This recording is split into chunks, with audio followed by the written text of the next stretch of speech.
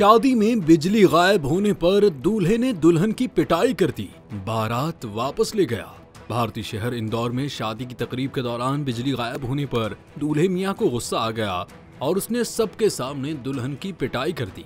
Report के मुताबिक बंगनगा में शादी की तकरीब के दौरान दुल्हन वाले बारात का इंतजाम कर रहे थे। जैसे ही दूल्हे मियां हेमनत कैथवास ने एंट्री दी तो उन्होंने इस्तकबाल किया, लेकिन इस दौरान अचानक बिजली चली गई। दुल्हन वालों ने बिजली बहाल करने के लिए मुतबादिल इंतजामात करना शुरू किए, ताहम दूल्हे मियां और बारातियों का पारा हाई होने लगा। उन्होंने तकरीब में तल्ख कलामी शुरू कर दी। झगड़ा इस कदर शदीद हो गया कि बारातियों ने दुल्हन वालों को मारना शुरू कर दिया और हर चीज तोड़ फोड़ दी। पुलिस को मामले का इल्म हुआ तो नफरी मौके पर पहुंच गई, लेकिन बाराती वहां से वापस लौट गए थे।